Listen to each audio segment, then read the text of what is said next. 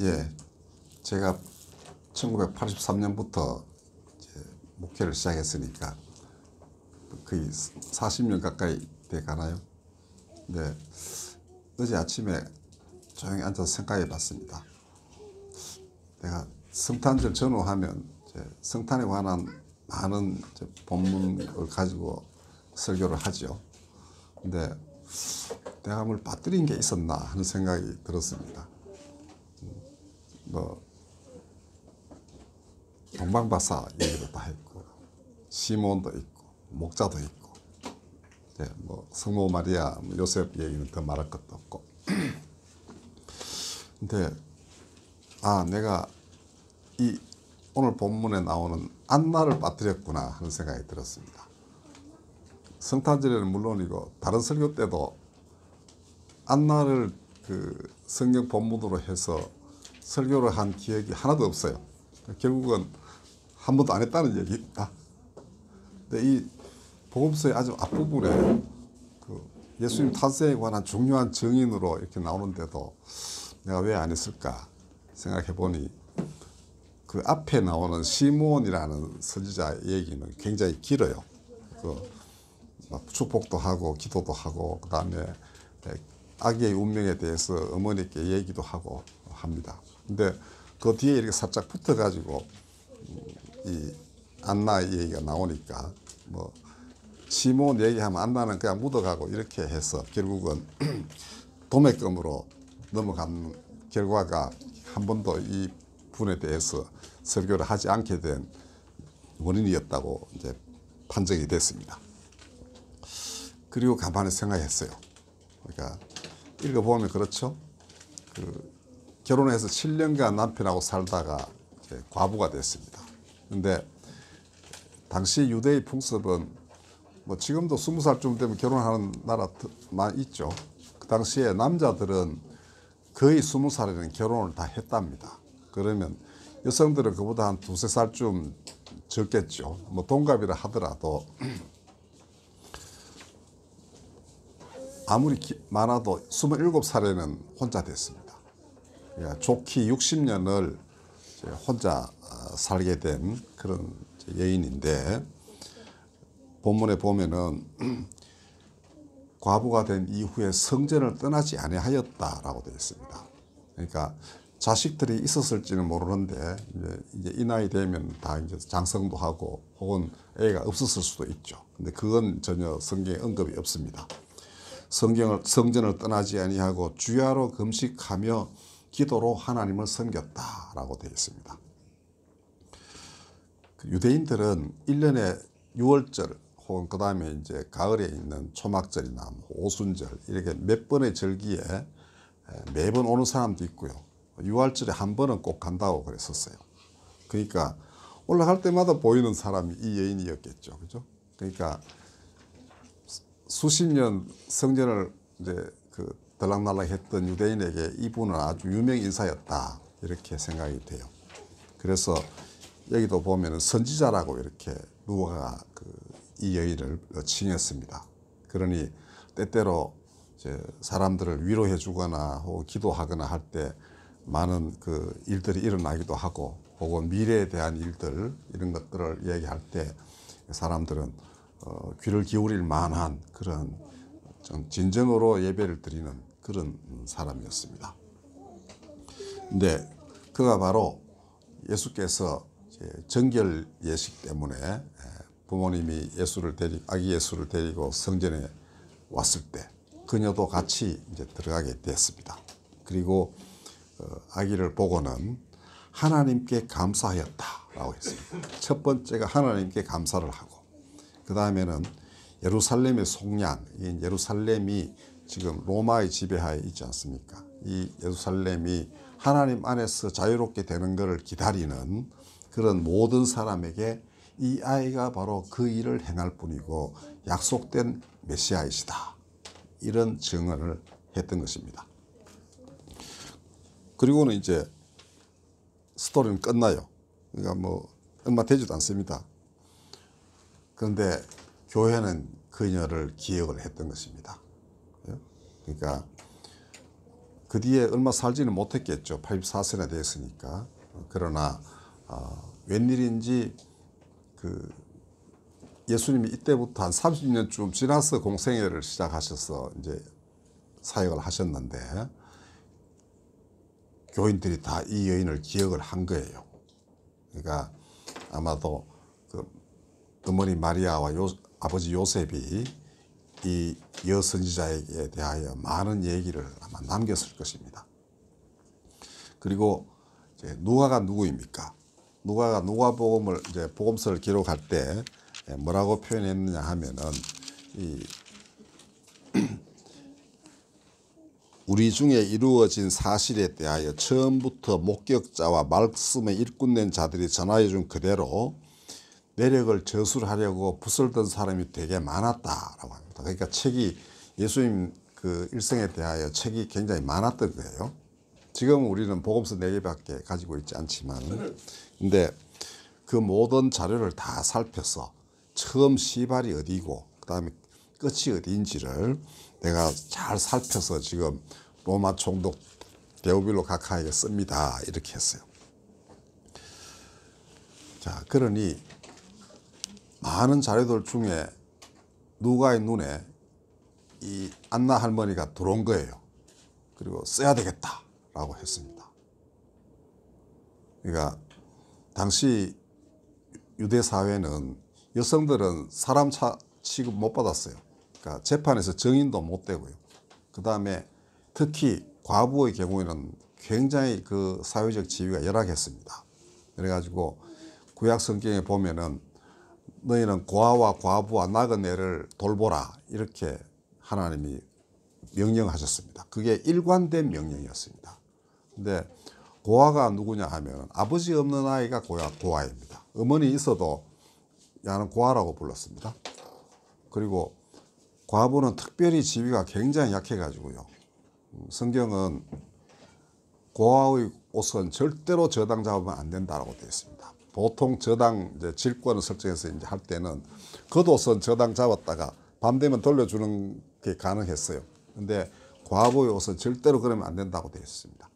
그만큼 아무리 하나님이 계명을 주셔도 사람들의 관습이 여성들을 그렇게 대하던 때였기 때문에 결국은 그 하나님의 율법도 차선책으로 보호책을 그렇게 강구하고 사회 전체가 그 여성들 특히 그 중에서도 과부를 돌보도록 이렇게 그 엄중한 계명을 주셨던 것입니다. 근데 그런 시대에 살던 누가의 눈에 이 여인이 들어온 거예요. 근데 저는 수십 년 설교를 하면서 이 대명천지에 지금 여성들의 인권이 뭐 어마어마하게 신장된 때에도 이제야 이제 눈에 들어왔으니 제가 좀 띠한 자임에는 분명합니다. 그 전에 한 말씀드렸던가요? 제가 우리 방학하기 직전에 우리 학교 교수들 저한테 태극권 배우는 교수들 나중에 학점 얘기가 나왔어요. 학점 어떻게 주실 겁니까? 이래서 내가 띠한 자, 그 다음에 덜 띠한 자, 더 띠한 자 이렇게 이제 세 명을 줬는데 제가 그 띠한 자에 속한다는 것을 제가 이제야 하나님 주신 학점이 그런 거구나 생각이 들었습니다. 자, 아무튼 어떻게 해서 누가의 눈에 이 여인이 들어왔을까? 성령의 역사입니다. 어떻게? 성령은 한 과부의 서러운 인생 60년을 매일매일 여인들이 옷 챙겨서 옷장에 집어넣듯이 그 여인의 그 매 시간을 전부 메시아에 대한 소망으로 채워 넣으셨습니다. 그러니까 자신의 삶 돌보아 줄 사람이 그렇게 많이 없죠. 특히 나이가 더 들면은 자기 친구도 다 죽고 뭐 아들 딸도 먼저 죽었을 수도 있습니다. 그죠? 근데 그거를 지키신 분은 오직 하나님 한 분. 그러니까 주야로 금식하며 성전을 떠나지 아니하고 하나님을 섬겼다. 이게 이 여인의 일생일 수밖에 없었습니다. 근데 하나님 대단하시죠. 60년을 이 여인의 그 빈 서러운 마음 그걸 다 채워넣고 소망으로 바꾸어 놓고 하신 분이었습니다. 그리고 이제 약속의 메시아를 이제 만나게 하셨던 것입니다. 그리고 이걸 누가가 또 기록을 했는데요. 이 모든 하나님의 역사를 우리가 어떻게 이해할 수 있습니까? 저는 이렇게 믿습니다. 우리 주변, 즉 하나님이 우리를 보고 하시는 말씀이 너희 주변에도 그런 사람이 있으니 잘 살펴보고 내가 누구인지 알아라. 이런 취지로 이 안나의 얘기를 이 복음서에 기록이 되게끔 하셨다라고 저는 믿습니다. 그리고 제가 지난 10월 3일 우리 뭐 광화문 집회 좋아하는 분도 있고 뭐 그게 뭐 그러냐 이런 분도 있고 한데 여하튼 저는 그때 가봤습니다. 이 집회 저 집회가 막 충돌하고 이래서 야 이거 안 되겠는데 해서 저 뒤에 가서 한 이제 그 해산될 때까지 한 3시간을 이런저런 생각도 하고 기도도 하고 했는데요. 일단 그 군중들이 청와대로 막 가요. 근데 그럼 나도 가보지 이러고 이제 집사람하고 같이 걸어가는데 제가 지금까지 그 집회 여러 번 갔었습니다. 밤에도 가기도 하고 했는데요. 기억나는 거 딱 2가지입니다. 이 할머니 한 분하고 그 다음에 하나는 그 밤에 주기철 목사님 그 작사한 그 찬송가 부를 때 보면 주 재림 가깝다 뭐 이 가사가 있었습니다. 그 2개밖에는 기억이 안 나요. 그리고 별로 이제 마음 깊숙이 들어오지도 않고 근데 제 앞에 할머니 한 분이 등이 이렇게 굽은 할머니가 이래가지고 막 걸어가는데 이제 그 옆에 동료들하고 뭐 얘기하는 거 보니까 권사님 같아요. 근데 같이 간 동료를 재촉해가지고 지금 청와대로 진격을 하고 있는 겁니다. 그래서 그게 딱 1m 사이에 제가 뒤에 뒤따라가니까 저 등급의 할머니가 종전걸음으로 막 가요. 도대체 무슨 생각을 하면서 가고 계실까? 한참 만에 제가 결론을 얻었습니다. 아, 이분들은 지금 누구누구를 퇴진하라고 외치긴 했지만 속마음에 진짜 바라는 건 그게 아니다. 이들은 메시아를 기다리고 있는구나. 이렇게 느꼈습니다.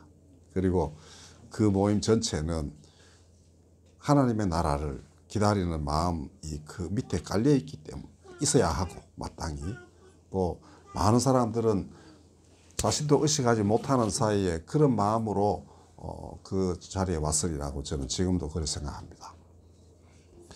근데 왜 그 할머니가 그렇게 강렬하게 제 인상에 남았는지 이제 그때는 그까지만 간 거예요. 아, 이분은 예수 다시 오시기를 기다리는 사람이구나라고 느꼈습니다. 근데 그 굽어진 등에서 앞에 제가 막 걸어가요 이렇게. 근데 거기서 뿜어져 나오는 그 다음 없는 생명. 이제 그분 생이 얼마 남지 않을 정도 되게 할머니였어요. 근데 그 생명력에 놀라웠습니다. 오늘 다시 생각해 보니 그 할머니가 바로 우리 옆에 있는 안나 할머니였습니다. 누가복음을 눈여겨보는 제 이 본문 그러니까 읽다 보면은 좀 한 수천 번 안 읽었겠습니까? 근데 이제야 그 60년 서러운 인생도 이제 마음속에 좀 들어오고 이분이 무슨 기도를 했고 하나님은 왜 이 여인을 이렇게 성전에서 자신을 섬기게 하셨는지 이제야 조금 이해가 되는 겁니다. 이제 누가복음을 찬찬히 읽어보는 사람 눈에는 이 여인이 띠일 터이고 누가가 그 많은 기록 중에서 이 할머니를 이제 찾아냈듯이 우리도 이 본문을 보다 보면 우리 주변에서 언제 어디서나 그런 할머니들을 발견할 수 있을 것입니다. 정말로 온 백성에게 미칠 큰 기쁨의 좋은 소식은 이미 그렇게 우리 삶 속에 깊숙이 들어와 있습니다. 진실로 천사들이 말했던 바와 같이 하나님께 영광이고 땅에는 평화입니다. 기독교인들이 이 소망, 그다음에 이러한 예지, 우리 주변에서 하나님이 이미 자신의 나라를 마음속에 이루신 사람들이 많다는 것을 우리가 알아야만 됩니다. 하나님은 우리가 상상하는 것 이상으로 사람들 마음속에 깊숙이 들어와 계십니다. 그 전에 제가 설교하면서 태영호 공사가 한 얘기 소개한 적이 있죠. 김정일이 살아있을 때 교황을 초빙해서 북한의 위상을 좀 올려보자 이래가지고 교황청에 연락을 했더니 그때가 아마 요한 바오로 2세였던가 봐요. 폴란드니까 이제 같은 동구권이기도 하고 해서 어떻게 해보려고 했는가 봐요. 근데 교황청에서 연락이 오기를 진정한 교인 한 사람 찾아보면 내가 가봐 뭐 이렇게 됐다는 거 아닙니까? 그래서 교인이 있어야 갈까 이제 이죠. 그 교인을 찾아봤더니 다 잘못하면 이제 그 다음에 어떻게 처형하려고 지금 이렇게 찾는가 싶어서 다 감추었겠죠. 한 할머니가 이제 자기가 가톨릭 교인이라고 이제 고백을 했다는 거 아닙니까? 그러니까 그럼 증명을 해봐라 했더니 뒤에 가니까 담벼락에다가 이렇게 가톨릭에는 왜 이렇게 뭐 숨겨가지고 하는 게 그게 이제 성체 조배라는 거 해서 함에 뭐 넣어놓은 게 있습니다. 근데 벽을 이렇게 흘리니까 그 안에 들어가 있어요. 어떻게 그럼 신앙을 갖게 됐냐 뭐 이런저런 얘기를 하다가 이 할머니의 충격적인 얘기가 나왔습니다. 한 번 들어오신 하나님은 나가시는 분이 없다. 이 문장이 김정일에게 보고가 되니까 안 되겠다. 교황 방문 취소. 그래가지고 만약 교황이 와서 그런 신도들 다 찾아내면은 다 나올 거 아닙니까? 그리고 그들에게 신앙의 자유를 보장하지 않으면 지금 교황을 초빙해놓고 자기가 엉망진창이 되는 이제 꼴이니까 에이 안 하는 게 낫다 이렇게 해서 그만뒀답니다. 그러니까 하나님은 한 번 들어오신 하나님이 우리는 가끔 뭐 하나님 나를 버렸나 뭐 또 이러다 보면 뭐 그렇게 많이 생각하지만 그렇지 않는다고 저는 생각합니다.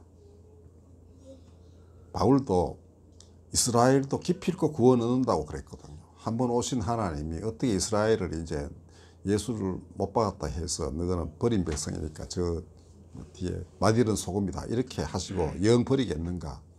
바울은 그렇게 생각할 수 없었던 사람입니다. 자기가 그런 사람이었는데 하나님이 구원하셨지 않습니까? 그죠? 기독교인들을 죽이려고 가던 사람인데 그리고 스데반을 순교할 때 빨리 죽어라 이러고서 이제 옷을 다른 사람 옷을 자기가 대신 지키고 있던 사람인데 그런 사람을 뒤바꾸어 놓으셨으니 뭐 이스라엘을 한들 뒤바꾸는 거 그리 어렵지 않으시는 분이 하나님이시다 이렇게 믿었지 않겠습니까? 그러니까 주류는 이쪽일지 몰라도 사실은 아주 깊은 이 샘물은 이쪽에 또 있는 거예요. 우리 여러분들 이걸 아셔야 됩니다. 많은 곳에서 안나가 있고 시몬이 있고 그죠? 그런 것입니다. 그래서 성경은 그런 정인들을 이렇게 드러내서 우리들에게 전해주고 있는 거예요. 진실로 하나님께 영광, 땅에는 평화 이 말씀은 그렇게 이루어졌던 것입니다. 어느 성인이 여기 덧붙였다 그래요. 지옥의 정의가. 근데 그것도 맞는 말입니다.